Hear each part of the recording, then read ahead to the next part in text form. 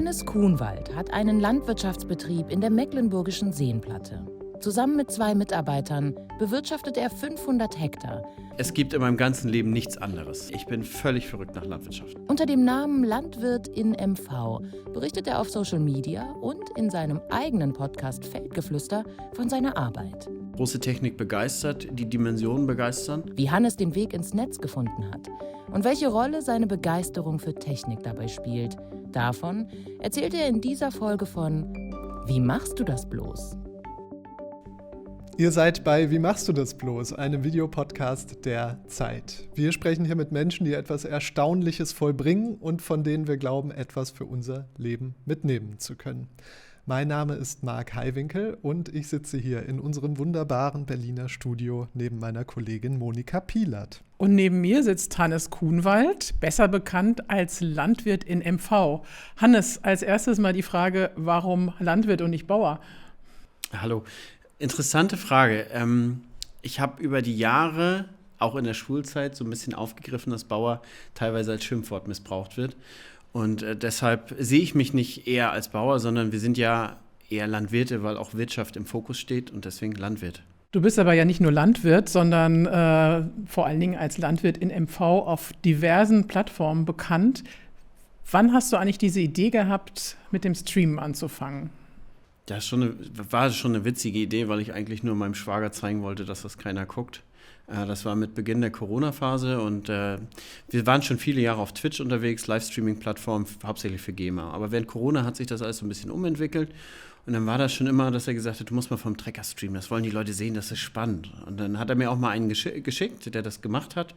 Dann habe ich aber zu ihm gesagt, du, der ist wahrscheinlich anders bekannt, deswegen wird er geguckt und der fährt nur heute mal Trecker. Aber er hat mich so lange überredet, dass ich gesagt habe, probieren wir es mal aus. Habe ein Handy in der Kabine gehangen, habe einen Livestream auf Twitch gestartet über die App und voilà, hatte 10 Zuschauer. Wer sich mal mit der Plattform ein bisschen auseinandersetzt, streamt man normalerweise monatelang, jahrelang vor eigentlich niemandem, bis man vielleicht mal einen Durchbruch schafft. Ich habe tatsächlich am ersten Tag 10 durchschnittliche Zuschauer gehabt. Mhm. Und die Zuschauer waren mir in der Regel erstmal egal, mich hat das technisch interessiert. Also ich habe mich dann gefragt, wie kriegt man einen Livestream vom Trecker so hin, dass er auch ansehbar ist, ne? Also ohne Unterbrechung, alles drum und dran. Ja, und das war im Prinzip der erste Weg, das hat mich interessiert. Wie kriegt man das hin? Und da habe ich gedacht, naja, und wenn du das nicht schaffst und wenn das niemand guckt, dann ist ja eh egal, denn deine Frau ist wegen Corona zu Hause, die passt auf dem Kleinen auf, dann kann die wenigstens zugucken. Und das war der Ansatz. Und dann bin ich aber relativ rasant gewachsen und habe das dann weiterentwickelt. War das für dich Überwindung oder bist du ein Typ, der, wenn die Kamera angeht, sofort sagst, hey, hier bin ich, los geht's? Im Bereich Livestreaming war es vielleicht ein bisschen Überwindung, aber erstmal gar nicht so präsent, weil da hängt ja nur eine Kamera in der Kabine und du nimmst ja gar keine Zuschauer wahr. Mhm.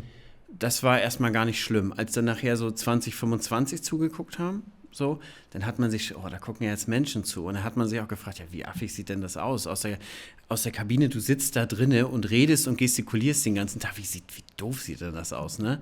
Aber das habe ich dann irgendwann abgelegt, diese Scheu.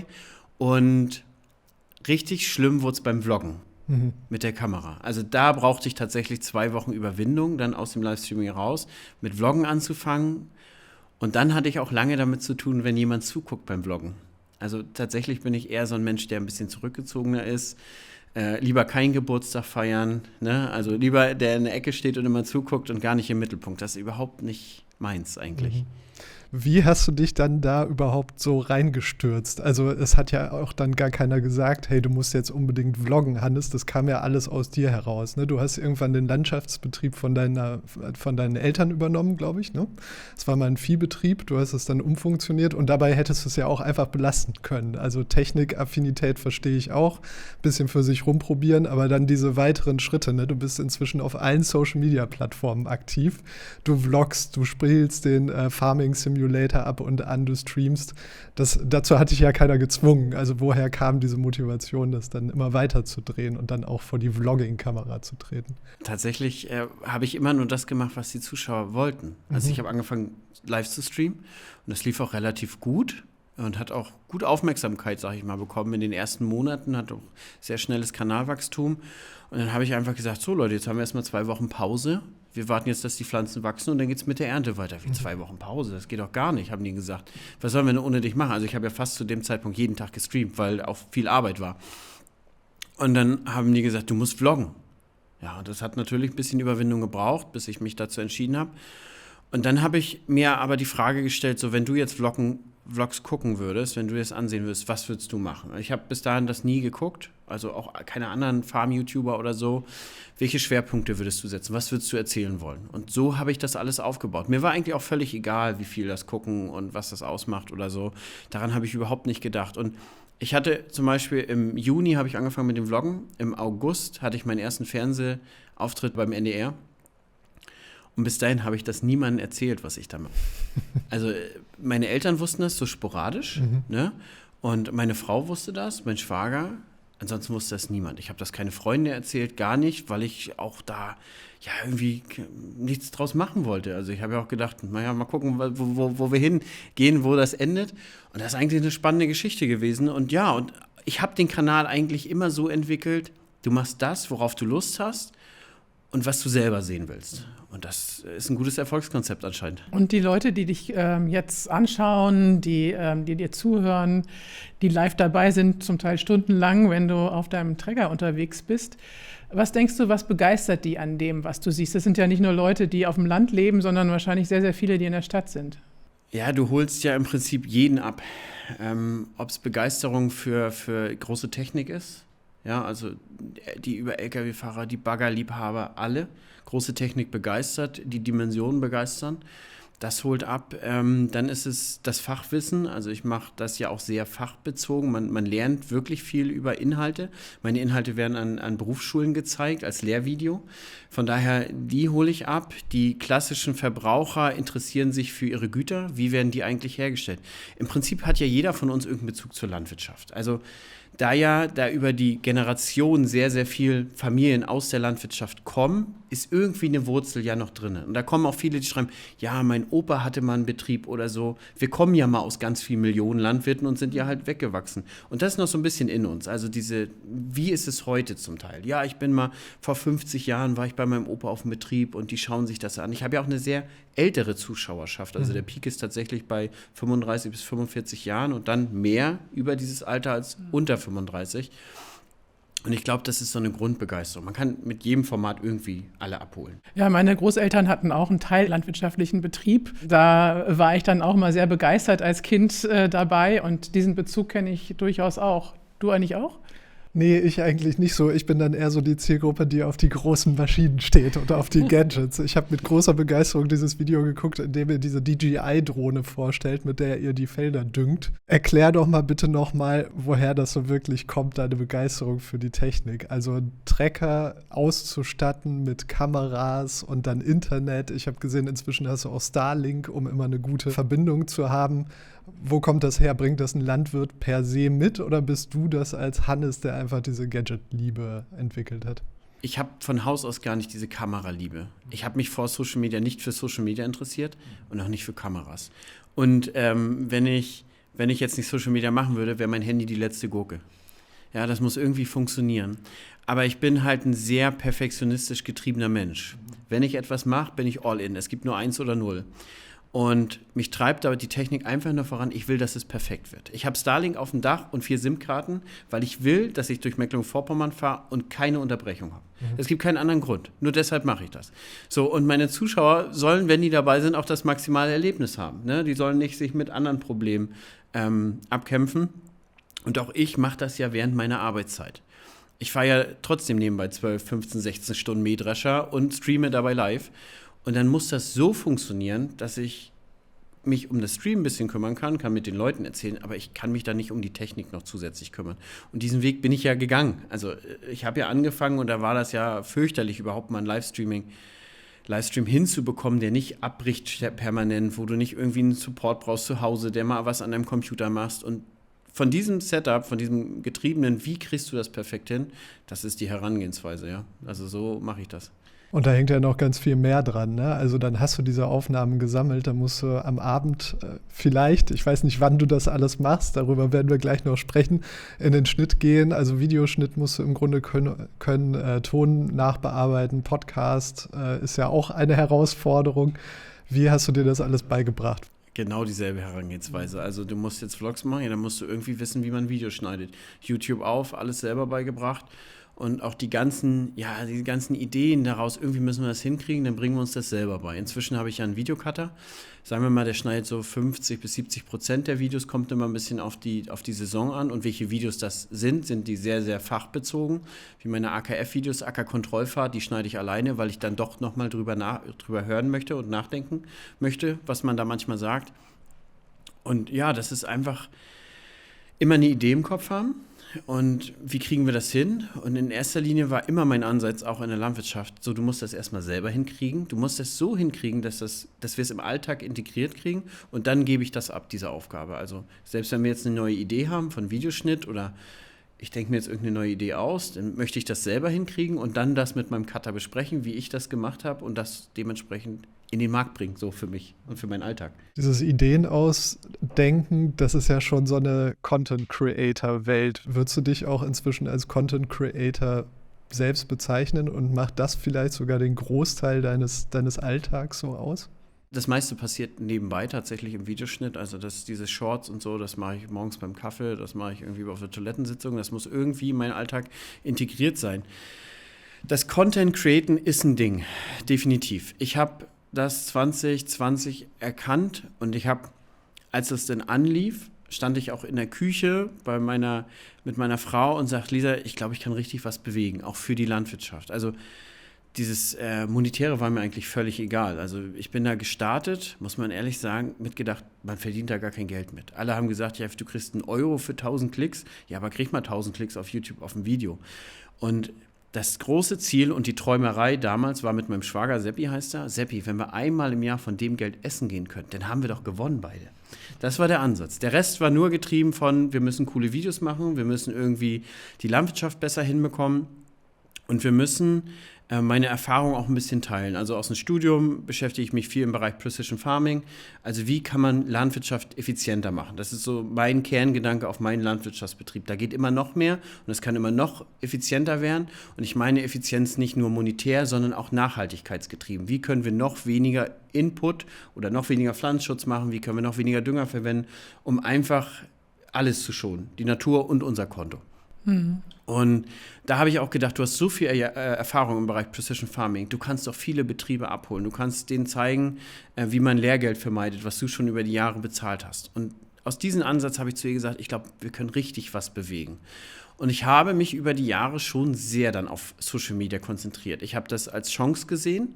Das ist keine Tür, die YouTube öffnet, das ist ein Tor, muss man ehrlich sagen. Und demzufolge habe ich auch den Betrieb ein Stück weit dahin entwickelt. Ich habe Biogas verkauft, weil ich das irgendwie in meinem Leben integrieren muss, Social Media, meine Familie und die Arbeit.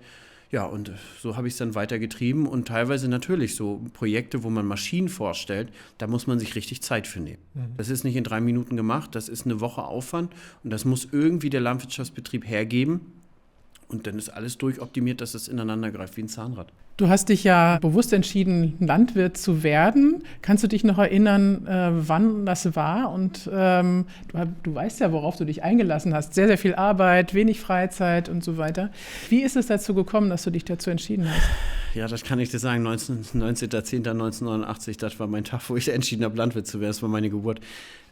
Es gibt in meinem ganzen Leben nichts anderes. Also ich bin da auf dem elterlichen Betrieb aufgewachsen. Ich bin völlig verrückt nach Landwirtschaft. Also wirklich, seit Kindesalter bin ich auf dem Betrieb, bin immer dabei, habe immer mitgeholfen, arbeite nonstop dafür. Und das hat mich nie losgelassen. Also das ist so eine völlig verrückte Begeisterung. Wenn wir im Urlaub sind, als erstes komme ich wieder nach Hause, fahre die Flächen ab und gucke, was die Pflanzen machen. Und das hat bis heute nicht nachgelassen. Und man muss sagen, durch Social Media bekommt das ganz anderen Vibe und nochmal viel mehr Spaß. Ich habe Möglichkeiten, teilweise Dinge zu machen, die mich sehr interessieren, die viele Landwirte interessieren, aber teilweise das Budget dafür nicht vorhanden ist, um mal Dinge auszuprobieren. Und das macht das jetzt auch so, dass Landwirtschaft nochmal viel mehr Spaß macht mit Social Media. Du hast gesagt, du hast es angefangen, um was zu bewegen. Hast du den Eindruck jetzt nach mehreren Jahren, dass du etwas bewegt hast? Ja, definitiv. Also A, bin ich Vorbild auf Social Media für andere Landwirte geworden, auf Social Media zu starten, die jetzt auch erfolgreich sind. Die haben gesagt, wegen deinen Videos habe ich angefangen. Ich habe viele Landwirte in diesen Beruf reingeholt, viele Lkw-Fahrer, die mir geschrieben haben, wegen dir sind wir jetzt in der Landwirtschaft tätig. Viele Berufsschüler, die gesagt haben, dank dir habe ich den Abschluss gemacht. Also ich habe bewegt, definitiv. Ne? Und auch Innovationen. Ich habe dazu beigetragen, dass Hersteller bestimmte Punkte in Techniken verändern, verbessern. Die Bewegung ist da auf jeden Fall. Ich habe was verändert. Die ganzen Aktivitäten, der Tag hat ja nur 24 Stunden und du hast noch Familie und Kinder. Wie vereinbarst du das und hast du irgend noch ein Privatleben? Ja, das ist schwierig tatsächlich. Also ich lebe so für die ganzen Projekte, dass ich sehr viel arbeite. Außerhalb der Arbeit gibt es Family First. Ja, zu Hause liegt mein Handy irgendwo in der Ecke. Das ist, wenn ich für Familie da bin, bin ich auch 100% da und dann kriegt man mich auch schwer erreicht. In der Regel rufe ich immer zurück, aber irgendwo ist dann mein Handy. Und ich habe alles zu fest getimten Uhrzeiten. Also wenn ich nach Hause komme, dann ist erst Familienzeit, bis die dann schlafen gehen und dann wird weitergearbeitet. Oder es wird morgens extrem früh aufgestanden. Es ist schon ein hohes Pensum. Ich selber leider habe zu wenig Zeit für Hobbys. Also ich würde gerne ein bisschen mehr Ausdauersport machen. Also ich fahre gerne Rennrad, gehe gerne joggen. Ja, Angeln war ich auch mal vor ein paar Jahren, aber dafür ist eigentlich keine Zeit mehr. Das muss man schon sagen. Irgendwo ist der Kompromiss da. Wer das eine will, der muss auch dafür einen Preis bezahlen. Du hast mal im Podcast gesagt, dass dich so schnell gar nichts aus der Ruhe bringt, außer wenn du morgens allein für die Kinder zuständig bist und Frühstück machst. Erzähl mal, und wie bleibst du dann in deiner Kraft? Ja, im Prinzip stresst mich das, wenn dieses Papa, also dieses ständige irgendwas wollen. Also ich bin eher ein ruhiger Mensch und agiere auch immer eigentlich aus der Ruhe heraus und da bringen die mich morgens schon manchmal immer in Stress, weil ich bin morgens so ein Mensch, wenn ich aufstehe, ich brauche da erstmal meine halbe Stunde, ich fange direkt meistens an zu arbeiten oder so, aber ich kann das nicht, wenn ich direkt morgens so bombardiert werde. Obwohl ich ein Morgensmensch bin, also ich kann direkt morgens anfangen. Wann ist denn für dich morgens, Hannes? Das ist 5, 6 ist morgens. Ja, ne? es ist ein anderes morgens, als für mich morgens Genau. ist. Und ja, man muss sich das mal vorstellen. In der Regel fängt um 6 der Alltag mit den Kindern an. Ich stehe manchmal um 4 und 5 auf, damit ich morgens meine Ruhe habe, ne? Und erstmal in Ruhe arbeiten kann. Und mit dem Großen, mit dem 6-, 7-Jährigen ist alles entspannt, aber die Kleine, die ist noch schon sehr anspruchsvoll. Ja, ansonsten bin ich über die Jahre sehr ruhig geworden, sagen wir es mal so. Ich leite den Betrieb jetzt inzwischen 18 Jahre sind es jetzt. Das heißt, das hat mich schon geprägt als Unternehmer. Ich habe Höhen und Tiefen gehabt. Ich habe ja auch schon wilde Tage erlebt mit Höhen und Tiefen, auch Niederschläge über Wochen. Gott sei Dank scheine ich eine sehr stabile Psyche zu haben, die nicht sich lange mit Fehlern oder mit solchen Dingen beschäftigt, sondern direkt am nächsten Tag ist immer so, was machen wir jetzt, wie geht's weiter? Und da bin ich sehr positiv und ich mache das, was mich bewegt und was mich ausmacht. Ne? Also ich kann jeden Tag meinem Hobby nachgehen, sei es Social Media oder auch Landwirtschaft. Und das macht richtig Bock. Also es gibt kaum einen Tag, wo ich sage, oh, heute ist aber zäh, habe ich gar keine Lust. Sondern ich mache das jeden Tag mit Spaß. Du hast gesagt, der Peak sind so 30-Jährige, so Menschen wie ich irgendwie in ihren 30ern. Dann wird es älter. Unterscheidet sich das von Plattform zu Plattform? Also bist du auf TikTok dann auch eher an den jüngeren Leuten dran? Ja, tatsächlich ja. Also TikTok ist man an den Jüngeren dran, definitiv. Wobei ich diese Insights, also diese Inhalte eigentlich gar nicht auswerte. TikTok ist für mich eine Nebenplattform. Ich gestalte den Longform-Content für YouTube. Das ist für mich wichtig. Den Shortform-Content ist für Instagram gemacht und die anderen Plattformen teilen es nur aus. Also das ist derselbe Content, der da ausgespielt wird. Ne? Ja, und da würde ich schon sagen, dass Instagram und YouTube die ältere Zuschauerschaft haben und TikTok geht ein bisschen in den jüngeren Bereich. Und Twitch, würde ich sagen, ist sehr, sehr ausgeglichen. Also Twitch bestätigt das eigentlich, was YouTube so hat, die Älteren. Und die Jüngeren, die du dann kriegst, was nimmst du von denen wahr? Was interessiert die so? Also ist Landwirt sein irgendwie cool? Machst du das cool? Und Leute entscheiden sich dann, diesen Karriereweg zu gehen? In der Tat ist das so, ja. Also teilweise kamen auch auf Messen Eltern zu mir und haben gesagt, der hat nie was mit Landwirtschaft zu tun gehabt. Der hat angefangen, deine Videos zu gucken. Jetzt ist er im ersten Lehrjahr Landwirtschaft. Ne? Also das ist schon da. Man weckt Begeisterung. Es ist ja auch ein begeisternder Beruf. Aber es ist auch jetzt gerade in der Zeit, ist so gewissermaßen Unruhe. Die Leute kommen rein, auch als junge Menschen. Was soll ich machen? Denkst du, Landwirtschaft hat noch eine Zukunft? Lohnt sich die Lehre noch? Verdient man da Geld? So diese klassischen Fragen, die man natürlich auch beantwortet. Ne? Irgendwie brauchen junge Leute auch eine Stütze. Und würdest du einem 17-Jährigen raten, Landwirt werden zu wollen, auch wenn der oder die gar keinen Hof erbt? Ja, absolut. Man muss ja sagen, das meiste bewegt sich ja nicht im Bereich Hoferben, sondern der Arbeitgeberbereich ist ja deutlich der größte. Und was viele vergessen, der vor- und nachgelagerte Bereich, das heißt Unternehmen, die sich mit Landwirtschaft beschäftigen, ist ein sehr, sehr großer Markt. Ja, also man muss ja nicht zwangsläufig in der Landwirtschaft arbeiten, sondern man hat auch in den Zulieferern und Abnehmern große Bereiche. Gerade im Bereich Studium gibt es da auch wirklich im vor- und nachgelagerten Bereich, wo man viel Geld verdient inzwischen. Also man verdient ja an der Landwirtschaft Geld, nicht mit der Landwirtschaft. Das ist so die Devise in der Landwirtschaft. Und ja, also ich empfehle das schon, dass man das machen kann. Jetzt einen Hof übernehmen, also ich zum Beispiel wünsche mir das für meinen Sohn nicht, dass der in der Landwirtschaft geht und bleibt. Ja, was soll der machen? Oh, der soll irgendwas machen, was ihm Spaß macht. Du hast einen total vollen Tag, an dem du ganz wahnsinnig viel tust. Du hast gesagt, du hast zu wenig Zeit für Hobbys. Was ist denn jetzt aber das nächste Projekt, das so bei dir ansteht? Also der nächste Schritt, das nächste Ziel. Gibt es sowas überhaupt oder bist du jetzt erstmal fein mit allem? Es gibt immer Projekte und Ziele. Mein ganz großes Projekt ist Rente mit 50. Das ist mein größtes Projekt. Und dann schließe ich auch mit der Landwirtschaft ab. Ich glaube, wenn man etwas so intensiv liebt, muss man irgendwann das Ende finden.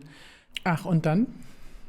Ja, dann lebe ich mit meiner Frau mit einem Haus am See und habe ganz viel entspannte Zeit und kümmere mich um meine Enkel und meine Kinder. Also das nächste große Projekt, wo ich mich auf Social Media sehe, ist der Bereich Audio-Dubbing. Also ganz klar Landwirt in MV weltweit zu machen, mehrere Sprachen sprechen zu lassen. Das ist der Trend, den YouTube aktuell sehr stark pusht. Den verfolgen wir natürlich auch und versuchen den aktuell auch umzusetzen, um davon zu profitieren. Und dann sehe ich mich in der Zukunft tatsächlich auch bei Reportagen, wie ich jetzt so mit einem Hersteller über Dünger angefangen habe. Also ich habe den Weg des Düngers begleitet, von Untertage bis der auf dem Acker ist. Finde ich sehr spannend. Aber mich würde zum Beispiel auch interessieren, der Weg der Erdnuss. Also vom Ackerbauer und dann auch wirklich mit den Fragen des Pflanzenbaus. Wo sind deine Probleme? Welche Schwerpunkte? Wie setzt du das technisch um? Also immer der Bezug zur Landwirtschaft. Das, was mich interessiert, wie es zum Beispiel Nicknack wird oder sowas. Und diese ganzen Wege dieser Produkte zu begleiten und das dem Verbraucher und auch dem Zuschauer nahbar zu machen. Vom Hopfen bis zum Bier zum Beispiel. So diese ganzen Wege, die sehe ich auf meinem Kanal ganz stark getrieben. Genau. Landwirtschaft versucht man aktuell hauptsächlich zu überleben. Das war Wie machst du das bloß mit dem Landwirt in MV Hannes Kuhnwald. Vielen Dank, Hannes. Dankeschön, Dankeschön. Wenn ihr Anregungen habt, Kritik oder auch Lob oder uns Gäste vorschlagen wollt, dann schreibt uns hier in die Kommentare oder aber eine E-Mail an wmddb@zeit.de. Ich wiederhole das nochmal, wmddb@zeit.de. Danke, dass ihr zugeschaut habt und zugehört habt und bis zum nächsten Mal. Ciao.